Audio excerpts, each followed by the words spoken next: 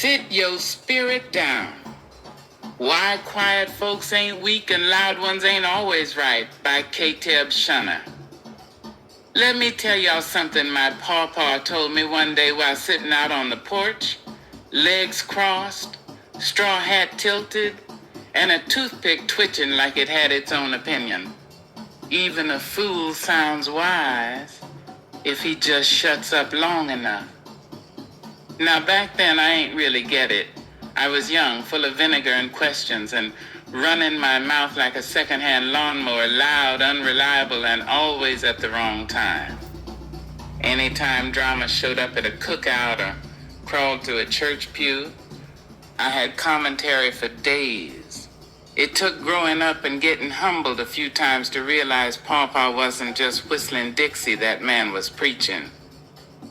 See, we live in a world where folks think being the loudest in the room means they're the leader, the boss, the authority. Truth is, the loudest one in the room is usually the one who's most unsure of who they are. It's like putting hot sauce on bad cooking ain't fooling nobody. You're just trying to cover up what's really missing. I've seen folks raise their voice just to drown out their insecurity, talk over wisdom, 'cause silence would expose how little they know. You ever meet someone who talks so much even the air gets tired? And I swear some folks got more stories than the Bible, but not a drop of revelation in any of them.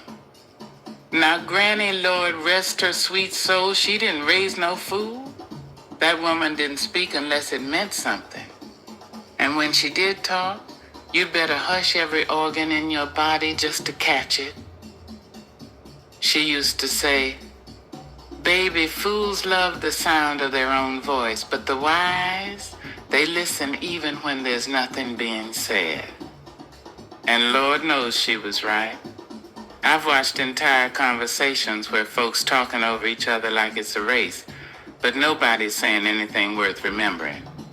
It's like spiritual junk food fills you up with nonsense and leaves your soul bloated and sluggish. Now let's be honest, ain't nothing wrong with talking. But when you always talking about somebody else, when your mouth running faster than your mind, that ain't conversation, that's spiritual pollution. And let me be clear, I'm not talking about storytelling or healthy venting. I'm talking about mess. That loud, gossipy, rumor-slinging, slander-laced, soul-draining type of talk that turns your spirit sour. Foolish talk don't just ruin reputations, it ruins atmospheres. I remember one day Granny pulled me aside because I'd gotten caught up in some family drama. She looked at me dead in my face, smacked a green bean down in her collard pot and said, "Child, don't you know even the devil don't need help running his mouth? Don't be his echo." Whew, I ain't had nothing to say after that, but yes, ma'am. That brings me to my favorite part, the tale Granny told us after Sunday dinners, when the okra was gone and the cornbread crumbs were all that remained. Creole folklore, the gator, the parrot, and the moon. Way back, deep in the swamps where the Spanish moss hangs like old secrets and the air's thick with stories, there lived a parrot named Lowly and an old gator named Creek. Now, Lowly loved the sound of her own feathers flapping.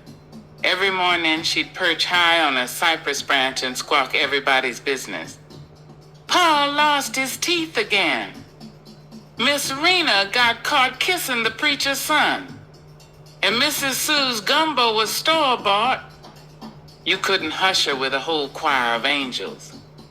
But Creek, he didn't say much. He'd slide through the water like a whisper in church quiet, slow, watching everything.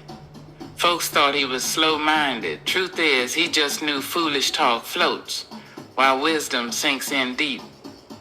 One day, a hurricane rolled in, strong enough to part the bayou like Moses parting the sea.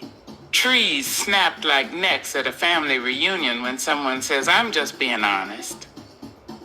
Lowly flapped and screamed, telling everybody how bad it was gonna be, what she heard, and who was to blame. But in all that noise, she forgot to fly.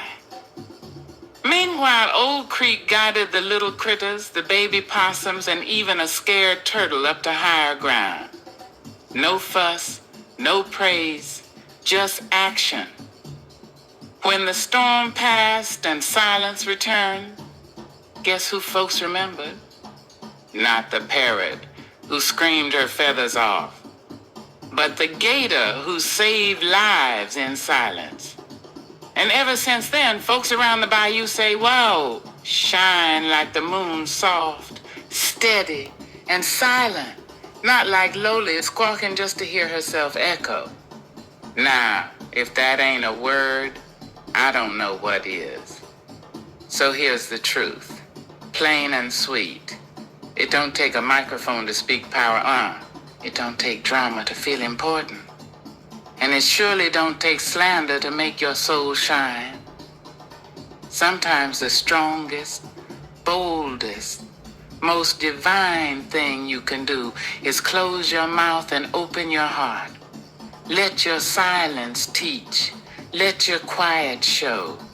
You ain't gotta prove nothing to nobody who lives off foolishness. These days I keep my circle clean and my spirit quieter. When someone tries to drag me into drama, I just smile and say, "Ain't my parade, sugar. I don't march in foolishness." And whenever I'm tempted to talk too much, I think of Pawpaw's face, eyes squinted like he was always looking into eternity, and him saying with a chuckle, "Talking too much makes the devil jobless. Don't go giving him a break." So to anyone out there reading this, let them call you quiet. Let them say you're too reserved. Let them even think you're soft.